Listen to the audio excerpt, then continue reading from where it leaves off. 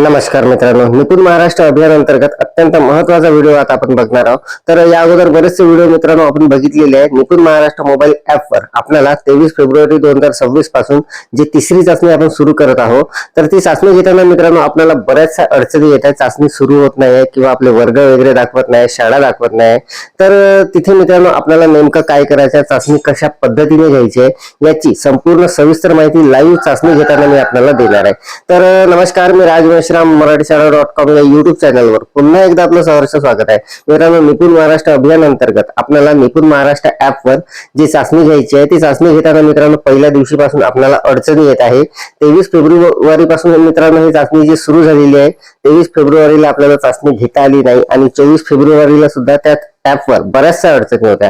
परंतु मित्रांनो आपल्याला काही पद्धत वापरायची आहे, काही ट्रिक वापरायची आहे आणि जर आपली चाचणी सुरू होत नसेल तर तिथे जे काही आपल्याला एरर येत आहे त्या एरर आपण कशा काढायच्या किंवा त्यावर काय उपाय असणार आहे याची संपूर्ण सविस्तर माहिती मी आपल्याला या व्हिडिओमध्ये देणार आहे. तर अत्यंत महत्वाचा व्हिडिओ होणार आहे, त्यामुळे व्हिडिओला स्किप न करता पूर्ण बघा. चॅनलवर जर नवीन असेल तर चॅनलला सबस्क्राईब करायला विसरू नका आणि व्हिडिओ जर आवडला तर व्हिडिओला लाईक व शेअर करा. चला तर मग सुरू करूया.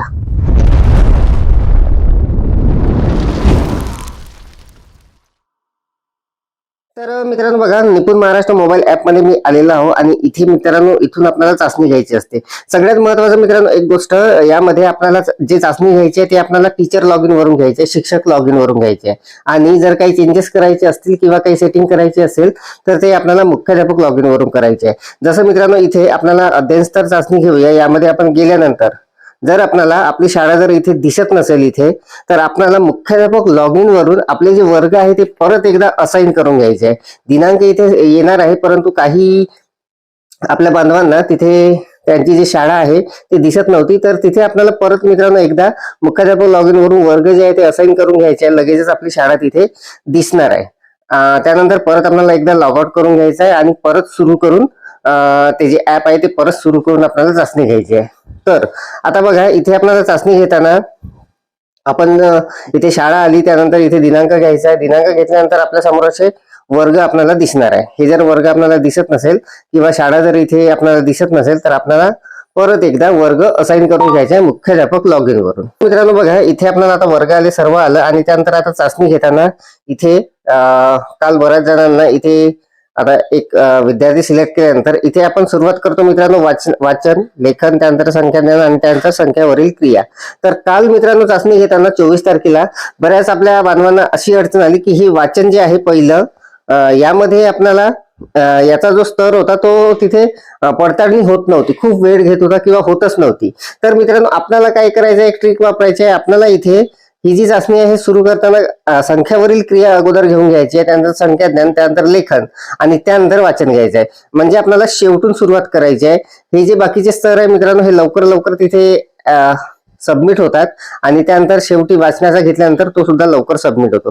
तर ही एक ट्रिक आहे, ती वापरायची आहे, आपल्याला लवकर होणार आहे. तर मी आता लाईव्ह मित्रांनो आपल्याला चाचणी दाखवणार आहे, जी मी स्वतः घेतलेली आहे माझ्या शाळेवर. ती चाचणी मी आपल्याला लाईव्ह दाखवणार आहे. तर मित्रांनो बघा, या ऍपमध्ये मी आलेलो आहो. आता अध्ययन स्तर चाचणी घेऊया, यावर मी आता क्लिक करून घेणार आहे. बाजूला विद्यार्थी माझा बसलेला आहे. तर बघा, शाळा तिथे आलेली आहे. आता तिथून दिनांक सिलेक्ट करून आपण घेणार आहोत. दिनांक आलेली आहे 23 फेब्रुवारी 2026 आणि आता 5व्या वर्गाची मी चाचणी घेणार आहे. तर काही विद्यार्थ्यांची चाचणी झालेली आहे मित्रांनो, ऑलरेडी ॲप बरोबर चालत आहे आणि काही अडचणी आहे परंतु चालत आहे. तर मी एक ट्रिक वापरणार आहे. तर बघा, एका विद्यार्थ्याला मी आता सिलेक्ट करून घेतलेला आहे इथे. तर इथे बघा 4 स्तर आपल्याला दिसणार आहे, वाचन, लेखन, संख्याज्ञान आणि संख्यावरील क्रिया. तर सगळ्यात अगोदर मित्रांनो शेवटून मी सुरुवात करणार आहे संख्यावरील क्रियावरून. तर हा जो स्तर असणार आहे हा आपल्याला अगोदर घेऊन घ्यायचा आहे. तर बघा, आता हा स्तर उघडल्यानंतर अशा पद्धतीचा इंटरफेस येणार आहे. इथे स्तर येणार आहे, कोणत्या आपला विद्यार्थी कोणत्या स्तरावर आहे हे आपल्याला माहिती असणार आहे मागच्या चाचणीमध्ये. त्यानुसार आपल्याला त्याचा स्तर निवडून ते घ्यायचा आहे. तर बघा, आता इथे उदाहरण आलेलं आहे. हे उदाहरण शाब्दिक उदाहरण असणार आहे. त्याला आता ते सोडवायला द्यायचं आहे आणि त्यानंतर त्याचा फोटो जो असणार आहे तो अपलोड करायचा आहे. तर बघा, त्यांनी सोडवलेलं उदाहरण, त्याचा फोटो मी आता घेत आहे आणि हा जो फोटो आहे तिथे आता अपलोड करणार आहे. तर अगदी लवकरच हा जो फोटो आहे हा अपलोड होणार आहे अशा पद्धतीने. तर बघा, आता जतन करा हे जे टॅब असणार आहे निळ्या रंगामध्ये त्यावर आपल्याला क्लिक करून घ्यायचं आहे. तर बघा जतन करा मी करून घेतो आणि इथे कन्फर्मेशन येणार आहे. याला आपल्याला जतन करा करायचं आहे. जर CWSN नसेल तर त्याला तिथे टिक करायचं आहे. तर बघा इथे CWSNचा तो विद्यार्थी नाही आहे, त्यामुळे जतन करा यावर मी सरळ क्लिक करून घेत आहे. आणि बघा हा जो स्तर आहे अगदी सहजपणे जतन झालेला आहे. तर बघा मित्रांनो, आता दुसरा जो स्तर आहे शेवटून संख्याज्ञान, तो स्तर आता इथे मी सिलेक्ट केलेला आहे आणि तो स्तर आता मी घेणार आहे. तर अशाच पद्धतीने मित्रांनो चाचणी घ्या.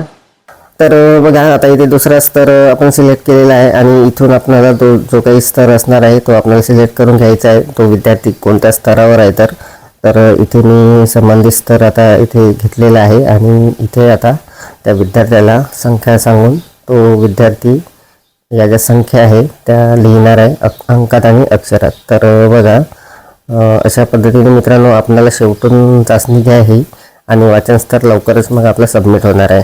तर सुरुवातीला जर आपण वाचन स्तर घेतला तर तिथे काही अडचणी येत होत्या, तर या पद्धतीने घ्या, लवकर ते आपलं होणार आहे. तर बघा आता हा जो स्तर आहे हा मी आता इथे सबमिट करून घेणार आहे. विद्यार्थी या ज्या संख्या आहे त्याला मी सांगत आहे आणि तो आता तिथे लिहित आहे अंकात आणि अक्षरात आणि तेच आपल्याला इथे मित्रांनो अपलोड करायचं आहे.